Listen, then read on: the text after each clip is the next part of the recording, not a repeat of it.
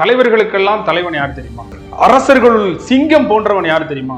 பட்டை, குடி, கூழ், அமைச்சு, நட்பு, அரண் ஆறும் உடையான் அரசருள் ஏறு அப்படிங்கிறார் வள்ளுவர். அரசர்களில் சிங்கம் போன்றவன் யார் அப்படின்னு சொன்னா, மிகச்சிறந்த படை யாரிடம் இருக்கிறது? மிகச்சிறந்த படை யாரிடம் இருக்கிறது? மிகச்சிறந்த குடிமக்கள் யாரிடம் இருக்கிறார்கள்? கூழ் என்றால் வளம், பினான்சியல் பொசிஷன். மிகச்சிறந்த அமைச்சர்கள், தளபதிகள் யாரிடம் இருக்கிறார்கள்? மிகச்சிறந்த நட்பு, ஒரு துன்ப காலத்துல தாங்கி பிடிக்கக்கூடிய நட்பு யாரிடம் இருக்கிறது? அரண் என்றால் பாதுகாப்பு. இங்க அரண்கிறது நிர்வாக முறை, நம்முடைய ஒழுக்கம், சுய ஒழுக்கம், இதெல்லாம் அரண் நமக்கு.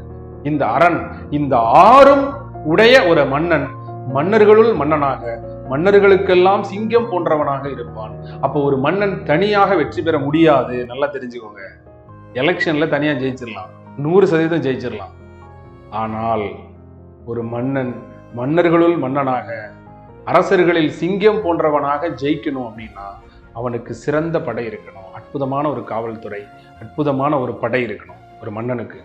அதுக்கடுத்து நல்ல குடிமக்கள் இருக்கணும். இங்க பாரு, புகழ்ற குடிமக்களும் இருக்கிறாங்க, தூற்றுற குடிமக்களும் இருக்காங்க. அப்ப நம்ம நல்லது செஞ்சு செஞ்சு செஞ்சு இவ்வளவு வசைப்படுறவங்களை சரி பண்றது எவ்வளவு கஷ்டமான வேலை இல்லையா? இந்த உலகத்துல எல்லாரையும் திருப்திப்படுத்த முடியாதுப்பா. நம்மளை நேசிக்கிறவங்களுக்கு மட்டும் நம்ம இருந்துட்டு போறோம்னு சொல்ல முடியாது. ஏன்னா ஓட்டு போட்டவங்க போடாதவங்க எல்லாருக்கும் நம்ம தான் செய்யணும்.